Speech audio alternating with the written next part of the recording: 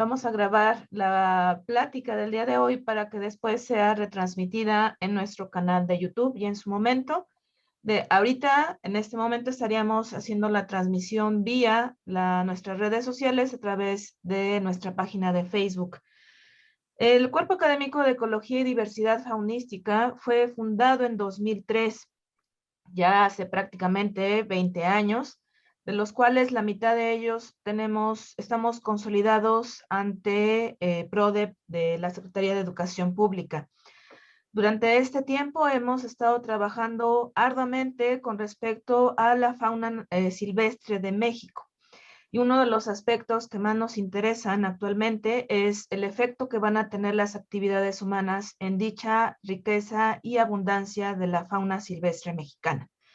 Y en este caso, nuestro ciclo de seminarios va a estar orientado a este tema en particular, a la fauna silvestre en los tiempos del Antropoceno, que es como se ha denominado actualmente esta era del hombre con respecto a todas las actividades productivas y con respecto a todas el efecto negativo que estamos teniendo como especie en nuestro ecosistema. Entonces, creemos que este ciclo de seminarios sirva como un punto de contacto entre los distintos interesados en la fauna silvestre, en las distintas áreas de investigación y que podamos establecer un frente en común para poder conservar esta fauna nativa de nuestro hermoso país megadiverso. Le cedo la palabra al doctor Raciel Cruz para la presentación de nuestro ponente. Muchas gracias, Norma. Bien. Sí, nuestro ponente, el doctor Aurelio Ramírez Bautista, nos va a presentar la charla titulada Patrones de diversidad en vertebrados terrestres, enfocándose en lo que es México tal cual. Bueno, una breve reseña del doctor Aurelio. El doctor Aurelio obtuvo su licenciatura en biología en la Universidad Veracruzana, en Veracruz, y posteriormente realizó estudios tanto de maestría como doctorado, ambos en la Universidad Nacional Autónoma de México, en la UNAM, y también cuenta con lo que es un postdoctorado en la Universidad de Oklahoma. Es perfil PRODEP y también pertenece al Sistema Nacional de Investigadores nivel 3. Dentro de su trayectoria académica ha participado ha sido profesor en lo que es la Universidad Nacional Autónoma de México y actualmente es profesor de la Universidad Autónoma del Estado de Hidalgo como titular C. El doctor Aurelio Ramírez Bautista tiene una amplia experiencia en cuestiones sobre diversidad, sobre ecología de vertebrados y mucho de su trabajo o el fuerte de su trabajo está enfocado en lo que son los grupos de anfibios y reptiles. Sus estudios involucran aspectos de ecología, demografía, reproducción, conservación y evolución de historias de vida. Dentro de otras cargos que ha ocupado, ha sido presidente de la Sociedad Herpetológica Mexicana y también ha fungido como editor en jefe del boletín de la misma sociedad. Dentro de su producción académica es autor o coautor de más de 300 publicaciones, muchas de estas compuestas por artículos científicos, pero además ha producido lo que son libros, capítulos de libro, principalmente en temas de herpetología. Dentro de la formación de recursos humanos, el doctor Aurelio Ramírez ha fungido como director o codirector de 46 estudiantes de licenciatura, 19 estudiantes de maestría y 8 estudiantes de doctorado. Asimismo, ha dirigido proyectos de postdoctorado y también ha sido colaborador o participado como asesor externo de estudiantes de doctorado en el extranjero. Como algunas distinciones, ha recibido lo que es el premio Elia Bravo Hollis del Consejo Técnico de Investigaciones Científicas de la UNAM y un premio internacional que ha sido el Donald Tinkle de la Southwestern Naturalist en reconocimiento a toda su trayectoria y a su trabajo que ha hecho en cuanto a la conservación y diversidad de los grupos de vertebrados en México. Bien, doctor Aurelio, sin más, le cedo la palabra para que nos presente su ponencia. Muchísimas gracias, Raciel. Muchas gracias al Cuerpo Académico de Ecología y Diversidad Faunística. Muchas gracias por esta invitación. Estoy muy agradecido con ustedes. Y bueno, esta es una charla muy tranquila, muy sencilla, Y bueno, se las voy a compartir en este momento.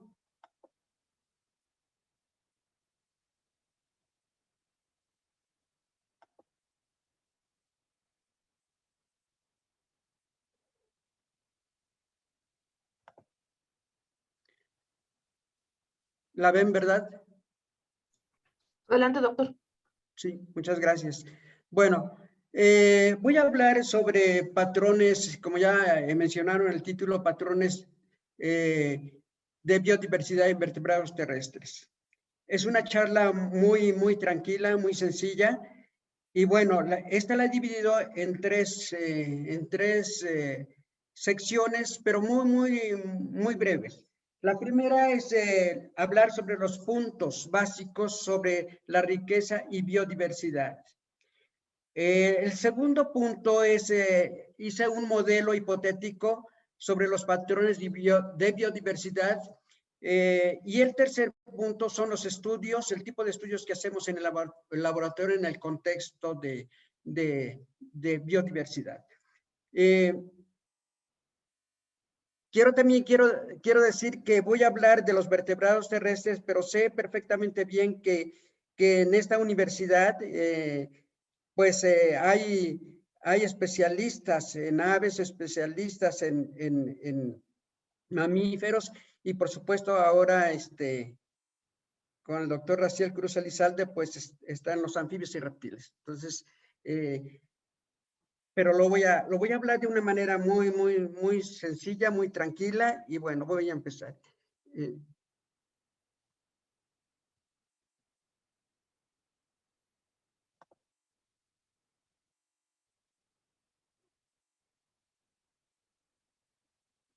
Me hace, hay un que me tapa la presentación, es una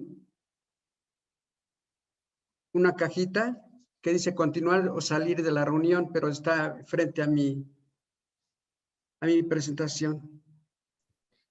Dele continuar, doc.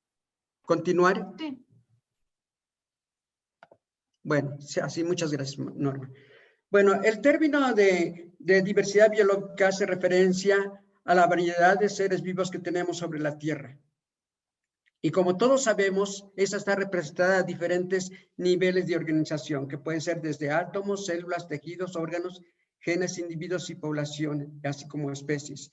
En cualquier ambiente que nosotros vayamos, vamos a ver una serie desde invertebrados hasta vertebrados.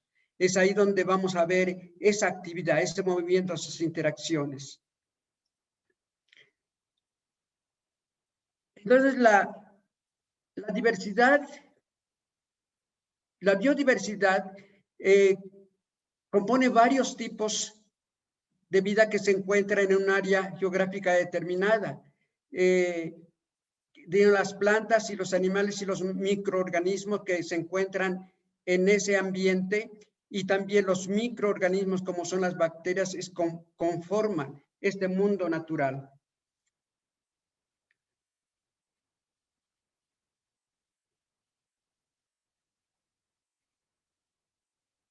Así nuevamente me tapa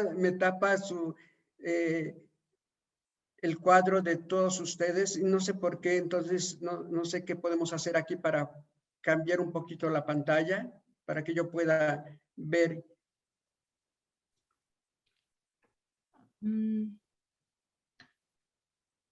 Pero bueno, voy a tratar de continuar.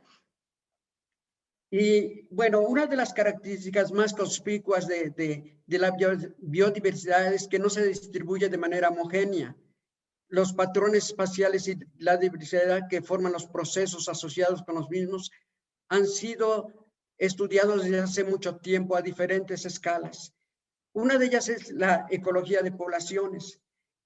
Todos sabemos que dentro de una población, pues el número de individuos que forman una población, el pool genético de esa población es donde la selección natural está actuando, está trabajando activamente para de alguna manera favorecer los genes que le sirven a la población y poco a poco se van diluyendo aquellos genes que no le convienen. Entonces, otro aspecto es la ecología de comunidades. La ecología de comunidades, que son las interacciones que hay en una comunidad entre las especies, que pueden ser interacciones dentro de una especie o entre especies diferentes.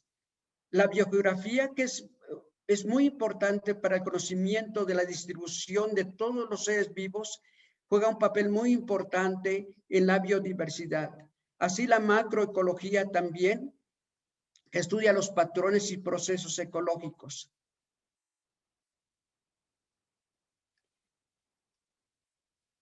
Bien, el denominador común de la biodiversidad finalmente es el conocimiento de la distribución de los individuos en un área determinada, su historia evolutiva y toda la parte que conlleva el conocimiento de su historia natural.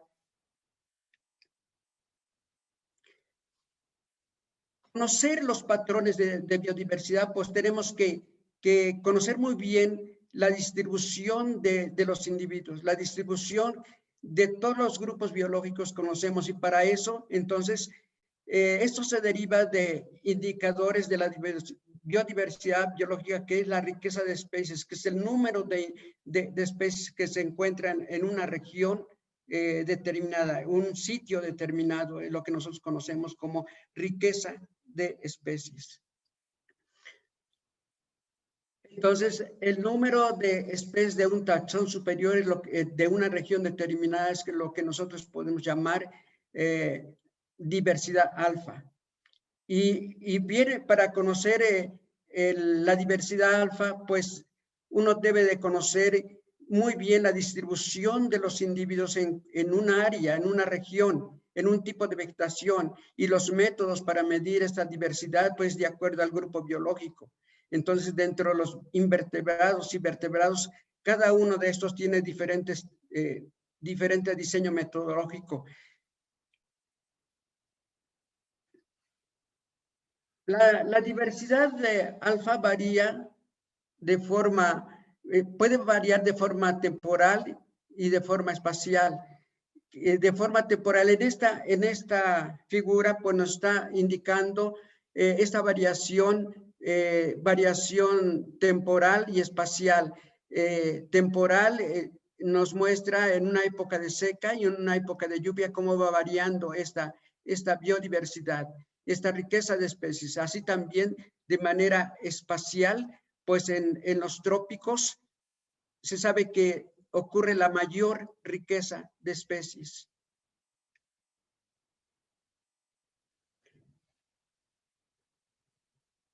Una región determinada, pues conocemos la diversidad alfa.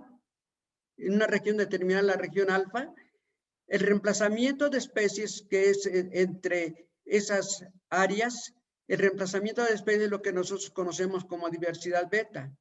Y el conjunto de todas las especies de en esa región es lo que se llama la diversidad gamma.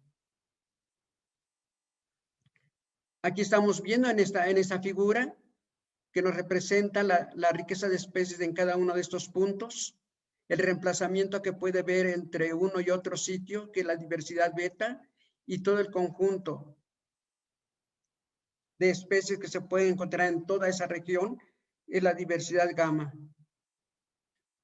Aquí nos está dando un ejemplo que en esta parte está la región A y la región B, que no puedo ver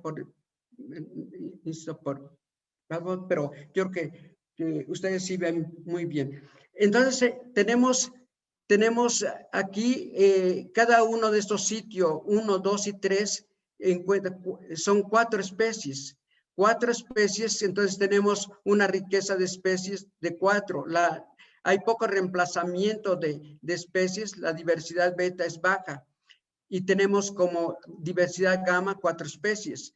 En la región B, igual, en cada uno tiene 4 especies, pero el reemplazamiento de especies va siendo mayor, la diversidad beta es mayor. Y la diversidad gamma es de 12 especies. Entonces, de acuerdo a Whitaker, nos dice que el factor por el que la riqueza de especies de una región excede a la riqueza de especies promedio de las localidades en esta, la define como la diversidad beta, que es el reemplazo de especies entre los hábitats.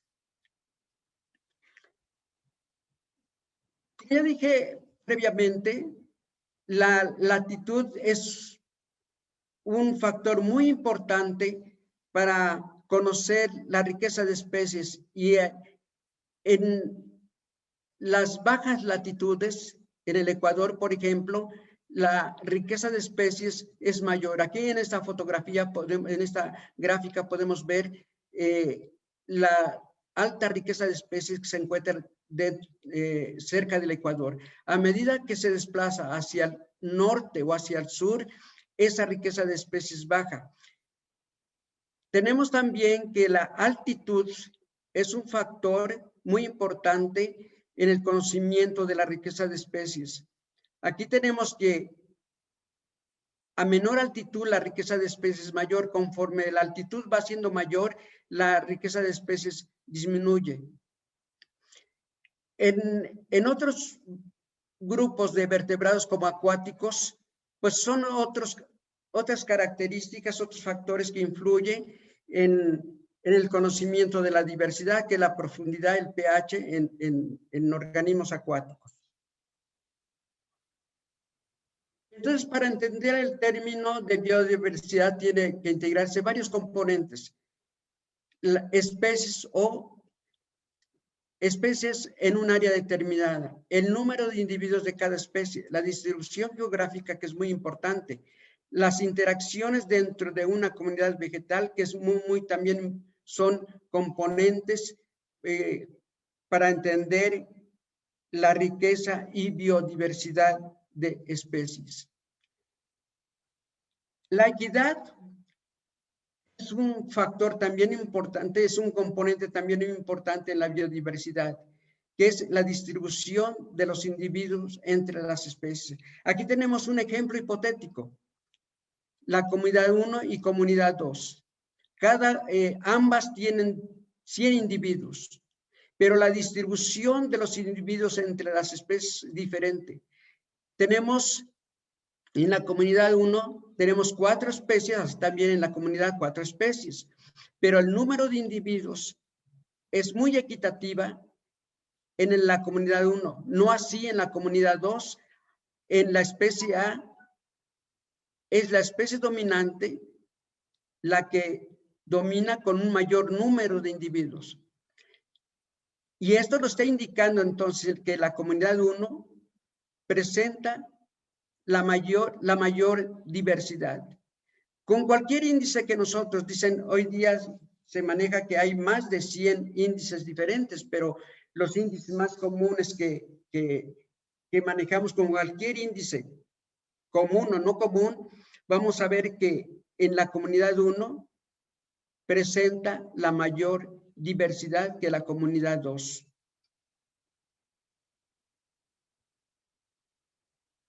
Como ya dije, entonces los patrones de biodiversidad varían de acuerdo a la latitud, la altitud, las regiones biogeográficas, tipo de vegetación, efecto antrópico, conectividad de los paisajes, estocasticidad ambiental, dispersión y competencia. Las ecorregiones o regiones biogeográficas son muy importantes para entender cómo se distribuyen y por qué se distribuyen de esa manera las especies. En estas, tenemos aquí este mapa en la que hoy día se sabe, está bien conocido para muchos grupos biológicos, que México es un país megadiverso, muy rico en especies. ¿Y por qué? Porque presenta varias regiones biogeográficas, 19 o más regiones biogeográficas. Tenemos la Sierra Madre Occidental, Sierra Madre Oriental, la faja volcánica transmexicana, el altiplano sur, altiplano norte y todas las sierras de Chiapas, Oaxaca. Y bueno, en estas regiones biogeográficas tenemos la alta riqueza de especies para unos, tanto de vertebrados en general. Tenemos especies endémicas muy importantes. Entonces,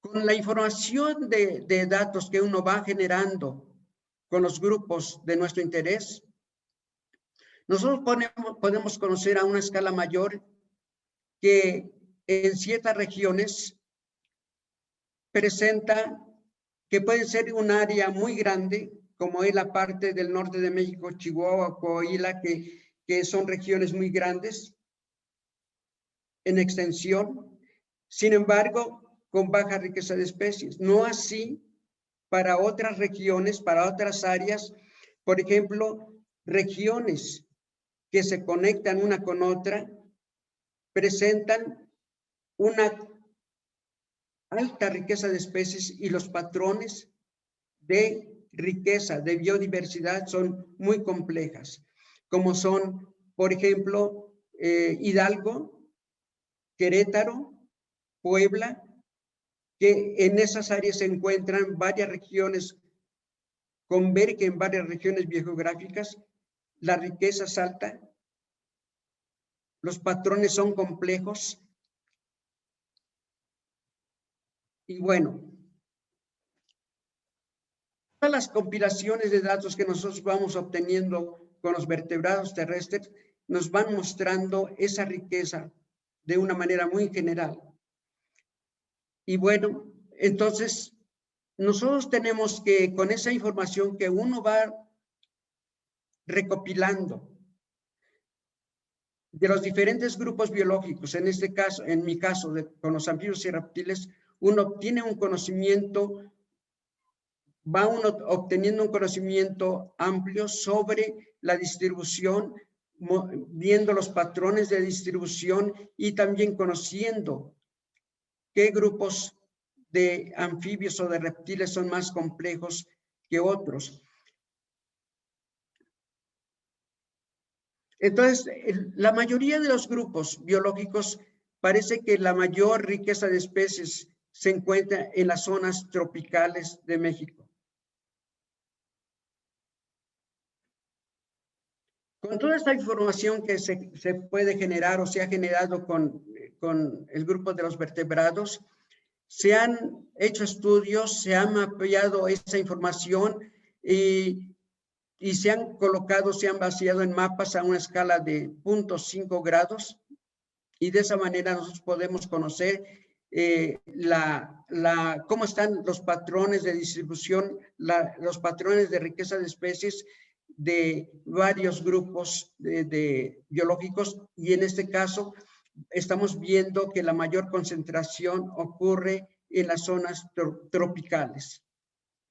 Pero puede cambiar esto de acuerdo a los subgrupos, es decir, otros taxones dentro de los mismos grupos biológicos.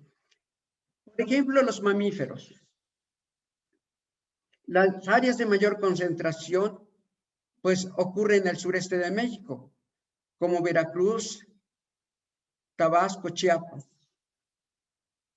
Este patrón puede ser muy similar para la mayoría de los órdenes, pero puede cambiar, por ejemplo, en los quirópteros puede cambiar y puede ser debido a la gran riqueza de especies que presenta este grupo. Así también como los artiodáctilos, lagomorfos, roedores, se concentran en latitudes intermedias. Los mamíferos, vemos en este mapa nos está mostrando que en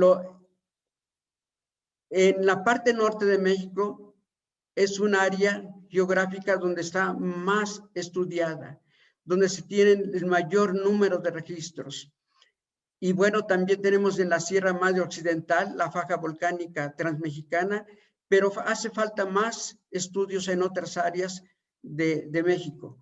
Entonces tenemos ya, quizás con esto se pueden ya conocer los patrones de de riqueza de especies, patrones de biodiversidad en esas áreas geográficas, pero en los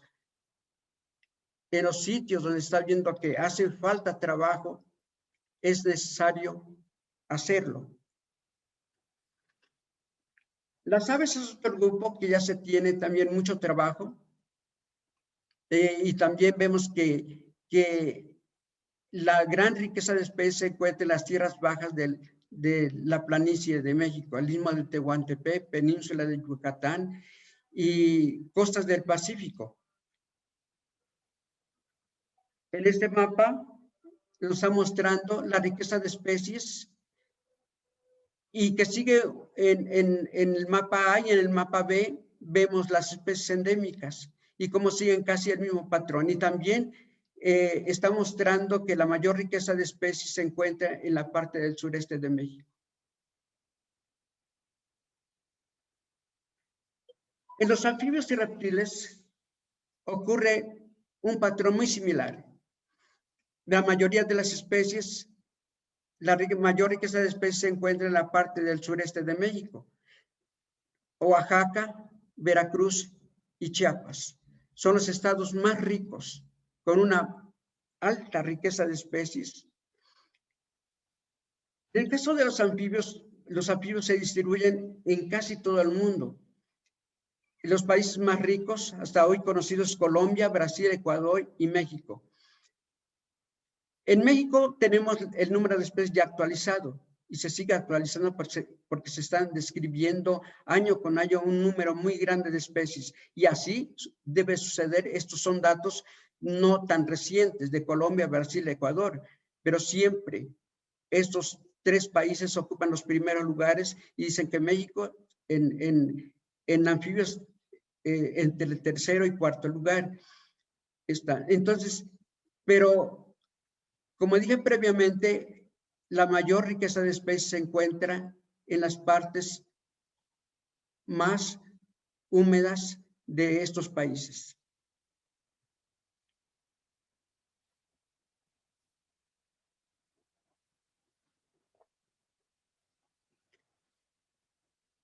En anfibios y reptiles, como ya dije, ocurre el mismo patrón de distribución de las especies que está en el sureste de México. En anfibios, lo mismo en reptiles. Y esto, como ya comenté previamente, es gracias a las regiones biogeográficas que tenemos. Aquí ya yo estoy viendo el mapa completo de las regiones biogeográficas. Y tenemos aquí en las regiones biogeográficas que conectan una con otra, es ahí donde vamos a tener la mayor riqueza de especies de muchos grupos. Por ejemplo, los pletodóntidos, que más adelante les voy a dar un ejemplo, de las salamandras, algunas salamandras como son Pseudoricea, donde la mayor diversificación de especies ocurre en la faja volcánica transmexicana.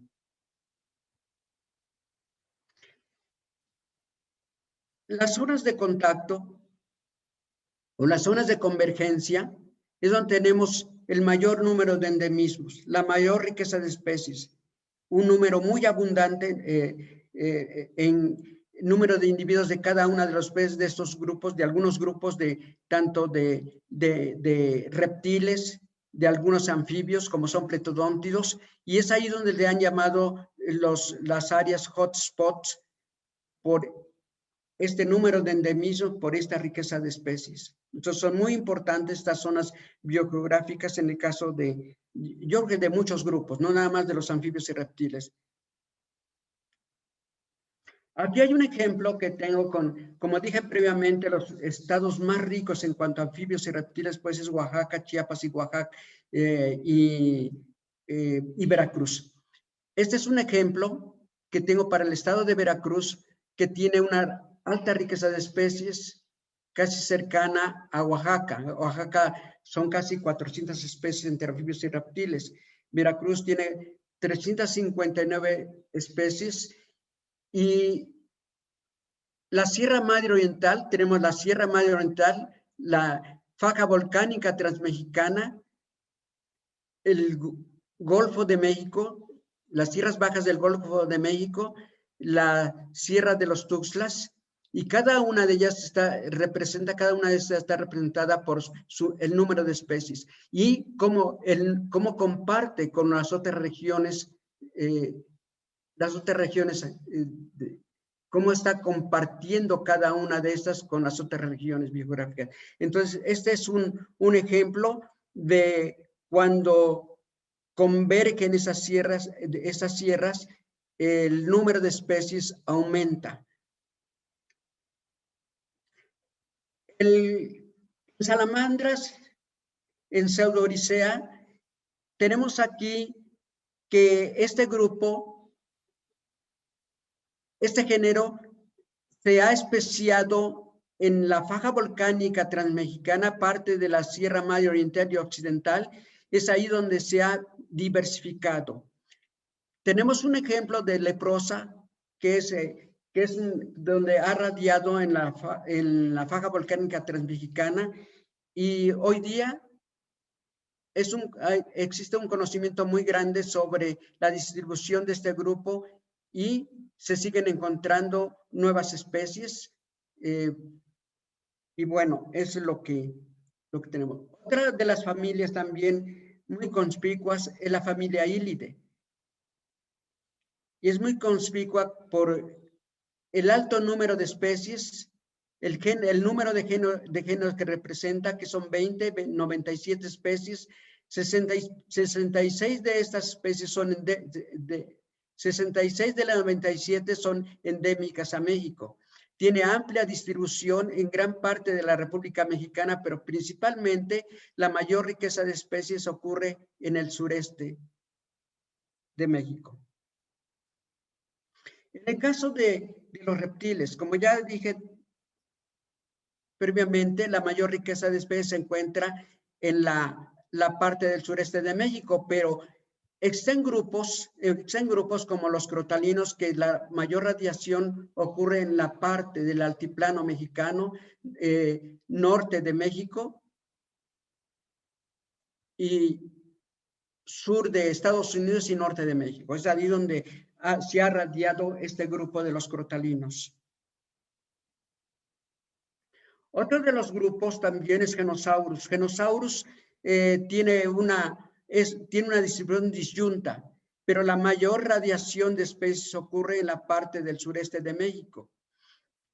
Se siguen descubriendo nuevas especies de este grupo. Entonces tiene una distribución muy particular y bueno, es una especie que ocurre en bosque mesófilo de montaña y es donde es un grupo que peligra. ¿Por qué? Porque se está terminando la cobertura vegetal por el efecto antrópico, que la cobertura vegetal ya cada vez es menos y menos. Entonces tenemos que tener cuidado con esto, porque hay especies endémicas en ciertos tipos de vegetación, y por ese descuido que está invadiendo el hombre, en el caso de la tala inmoderada, pues ya no, los organismos ya no tienen el sitio donde vivir, donde reproducirse, y por lo tanto se están extinguiendo poblaciones a nivel local, pero se están extinguiendo, no solamente anfibios, sino en todos los grupos biológicos. Otro de los géneros es Urosaurus. Urosaurus, que tiene una distribución, el género Urosaurus tiene una distribución en la parte sur de Estados Unidos y norte de México, y la mayor radiación de ellas ocurre en la parte norte y sur norte de México y sur de Estados Unidos. Este género ha tenido mucho éxito en el bosque tropical caducifolio en las costas del Pacífico. Como ya dije, la mayor diversificación ocurre en el suroeste de Estados Unidos y norte de México. Este es el corredor biológico que llega hasta Oaxaca y Chiapas, y es que tenemos ahí Urosaurus vicarinatus, es la especie que se distribuye en toda esta región. Es un corredor biológico de esta especie. Bueno, este es un modelito que yo hice, un ejemplo hipotético de patrones de biodiversidad. A una escala pequeña tenemos 4 tipos de ambientes y 4 especies, un modelo hipotético. Estas 4 especies podrían estar en cada uno de estos ambientes, pero para que estén en estos tipos de ambientes debemos de considerar lo siguiente. La dispersión, que es muy importante en las especies, en todas las especies, la capacidad de competitividad y la conectividad entre cada uno de los ambientes. Estos son los factores muy importantes para ir entendiendo cómo las especies se distribuyen en cada una de las áreas. Entonces, de entrada, uno podría pensar que en el ambiente uno podía estar las 4 especies. Si hay conectividad, si la conectividad es una conectividad adecuada, sana, entonces nosotros podríamos encontrar que continúan las 4 especies en este ambiente. Sin embargo, como dije que es un ejemplo hipotético, no es que la especie A sea que es una Spidocelis, tenga este tipo de dispersión, porque cada una de estas especies puede invadir varios ambientes. Entonces, lo mismo la competitividad, pues aquí la que tiene mayor competencia podría ser C. Entonces, esas especies A y D podrían estar, hipotéticamente, podrían estar en todos esos ambientes. Pero, ¿qué sucede si tenemos otro ambiente más alejado? Si D tiene una mayor dispersión, podría estar en otro ambiente más alejado, porque tiene una mayor dispersión. Eso es lo que nosotros esperaríamos. ¿Qué pasaría con A? La especie A, que es la que tiene menor competencia frente a las demás. Entonces, nosotros tendríamos que hacer estudios, registros. Por eso hoy día se descubren nuevos registros en tales lugares. Entonces, de ahí se va armando y vamos conociendo cómo se distribuyen las especies.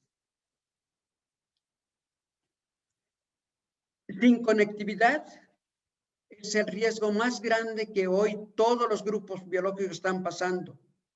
El efecto antrópico, que es muy grave. El cambio de uso de suelo, que es muy grave. Entonces, ese es el problema que hoy tenemos con aquellas especies endémicas y con aquellas especies que tienen igual amplia distribución, pero por el efecto antrópico, pueden extinguirse localmente. La última parte es en el contexto que yo les acabo de mencionar. ¿Qué es lo que estamos haciendo en el laboratorio, en la ecología del paisaje? Y tenemos algunos estudios que se han hecho. Estructuras de comunidades, de manera general, se ha encontrado, por ejemplo, en este trabajo que les estoy mostrando en esta diapositiva, una alta riqueza de especies y de endemismos, pero no una alta diversidad taxonómica a nivel regional. Y bueno, estos son trabajos que han hecho mis alumnos y he sido afortunado que me han invitado. Este otro que habla sobre diversidad funcional y taxonómica en ambientes conservados y perturbados. En eso se ha encontrado que el número de grupos funcionales fueron más bajos en sitios perturbados que en conservados, pero las abundancias fueron mayores en sitios perturbados.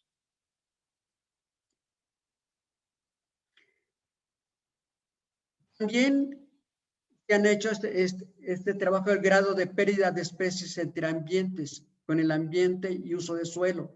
Los valores de diversidad beta fueron mayores entre plantaciones de café de sombra y zonas de pastoreo, como es en este caso.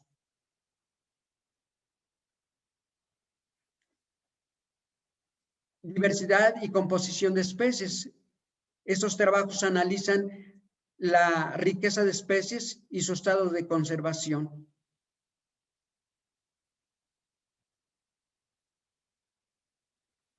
Tenemos también estudios sobre el efecto del cambio de uso de suelo sobre la diversidad alfa y beta. Alfa decrece, en este caso, en este trabajo, decrece con la pérdida de la cobertura vegetal. Así, este trabajo que nos habla sobre la composición de especies, la riqueza de especies, la conservación, el estado de conservación en diferentes regiones biogeográficas en este caso, del estado de Hidalgo.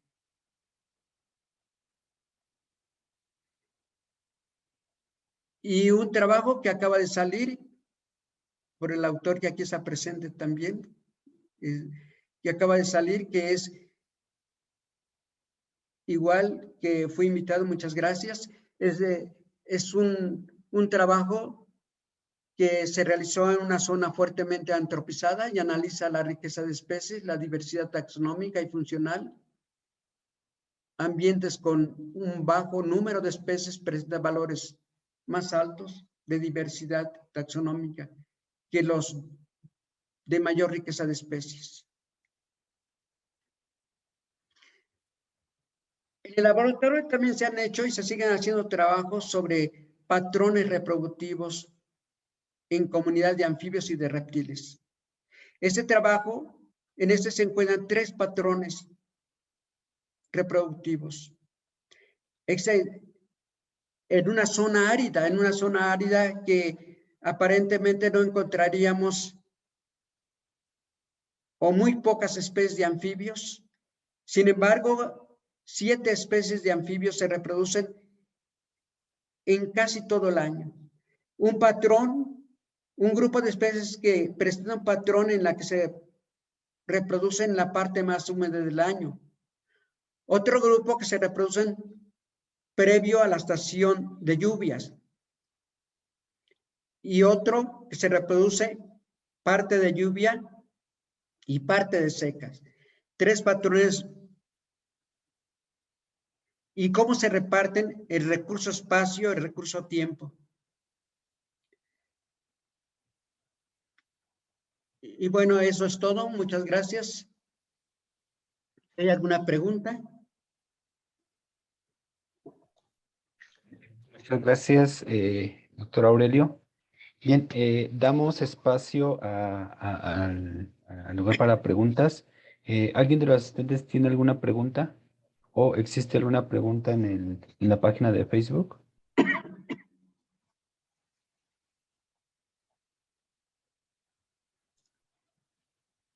Por favor, los asistentes en el chat, si pueden hacer uso de su manita levantada, si tuvieran alguna pregunta, por favor.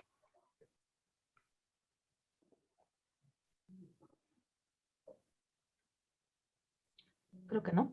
Creo que no tendremos preguntas. Adelante, Rubén. Bueno, primeramente, hola Aurelio, ¿qué tal? ¿Cómo estás, mi gran amigo? Hola, Rubén. Mira, Qué milagro. así es. Oye, mira, yo he estado pensando en esta cuestión de los anfibios, los reptiles, en el sentido de las zonas urbanas. ¿Tú tienes trabajos sobre estos grupos en zonas urbanas? Y algo que me ha llamado la atención en Querétaro es que rápidamente, al parecer, a lo que yo he visto así en una primera vista, muy rápidamente los reptiles y anfibios desaparecen en la mancha urbana. Por ejemplo, ahí mismo en la facultad, que tiene manchones de vegetación y todo, pues antiguamente, hace algunos años, se veían lagartijas y por ahí, aunque no muchas especies, pero bueno, ahí estaban, se veían, y últimamente ya no las he visto. No sé si sea verdad que ya no estén, pero al menos han reducido sus poblaciones. Yo le he hecho la culpa a que han llegado ahí con los vigilantes unos perros, supongo que los sueltan y no sé qué pase, pero adentro también de la ciudad se ve muy poco de reptiles y de anfibios. Hay sus excepciones, pero sí se reduce bastante. Tú tienes trabajo de ese tipo y bueno, ¿qué estará pasando aquí en Querétaro que se ve las poblaciones tan reducidas en general? Sí, sí, mira, tenemos un trabajo con mi exalumna, Itzel y Raciel, un capítulo de un libro que publicamos en el primer libro que hicimos, Rubén, tú y yo. Ahí publicamos ese capítulo sobre zonas urbanizadas, anfibios, es en general anfibios y reptiles. Y efectivamente lo que tú dices, ya pasando al otro, lo que tú dices, el efecto antrópico es muy fuerte y muchos dicen, los niños de biología dicen, es que los perros ferales están acabando con la fauna. Y sí es cierto, pero nosotros los humanos tenemos la culpa porque soltamos a los perros, porque ya no los queremos, los dejamos ir y bueno, tienen que alimentarse. Entonces la culpa no es de ellos, sino de nosotros mismos. Aquí hace años había anfibios, yo veía espeas, veía Hila Dirophytes eximius, que es un hílido, era frecuente verlos, pero te estoy hablando de hace 15, 20 años, 15 más o menos. Hoy día ya no vemos nada. Y ya localmente, ya no hay aquí nada de anfibios alrededor de la universidad, porque hace 15 años, alrededor de la universidad, podíamos ver algunas ranitas y hasta eran abundantes los reptiles, las lagartijas. Hoy día ya no. Si acaso vemos alguna que otra lagartija, pero anfibios ya no vemos. Entonces, el efecto antrópico es muy fuerte. Estamos acabando localmente y es el hombre el que está interviniendo fuertemente en agotar las poblaciones, porque ya no tienen sitio donde vivir, refugio donde vivir. Entonces, pues ya no se reproducen y mueren y ya, ahí se acaba todo. Ya, gracias, Aurelio. De nada, Rubén, me dio gusto saludarte. Igual. Gracias, Rubén. ¿Alguien más? ¿Alguna otra pregunta? ¿No? Creo que no tenemos preguntas en la sección de comentarios en Facebook. Yo sí tengo una, de hecho, también relacionada en parte con lo que mencionaba Rubén, en el sentido de, nada más que más hacia mi área de trabajo, yo trabajo con parásitos en fauna silvestre. Entonces, de lo que yo he estado haciendo revisiones hacia la parte de anfibios y reptiles, prácticamente no se tiene información o muy poca, por obvias razones, en el sentido de que tenemos muchas especies que están en alguna categoría de riesgo. Mi pregunta en este sentido, doctor, sería en toda su, por lo menos, digo, no sé, a lo mejor lo tienen almacenado en sus colecciones, ¿no? En los frascos que tienen de referencia con respecto a las colectas que realicen de anfibios y reptiles, pero usted de manera así, aunque sea a lo mejor cualitativa, ¿se ha podido dar cuenta a lo largo de todo este tiempo que tiene trabajando con anfibios y reptiles, si se puede detectar alguna disminución o en su carga parasitaria, por lo menos de manera externa, que sería lo más visible en este caso, ¿no? Garrapatas, ácaros, ¿no? Y si hubiera alguna relación también que se haya usted dado cuenta con respecto a los distintos ambientes en donde se haya trabajado. Sí, yo recuerdo que hace años que estuve trabajando en la parte de, de las sierras de las montañas de México, en Soquiapan, en Ajusco. Veía en los celoporinos una carga muy fuerte de ácaros externos, muy fuerte. Cuando empecé a colectar, yo pensé, porque presenta patrones de coloración muy vistosos, principalmente en la época de reproducción, pero en algunos son patrones de coloración vistosos, pero son azules, por ejemplo. El color rosado, lo presentan las hembras. El azul, los machos. Entonces yo veía más en los machos unas franjas muy rojas en la parte del cuello. Cuando colecto y vi que eran ácaros.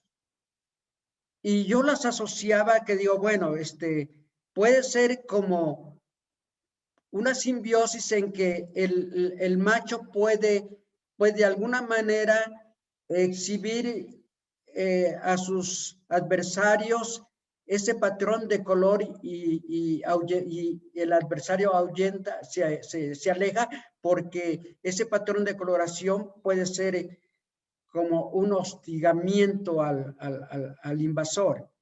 En otras poblaciones yo veía eso de manera diferente, menos parásitos, menos ácaros. Entonces decía, bueno, puede ser un reflejo de la presión ambiental en cada uno de ellos, pero sí yo veo diferencias.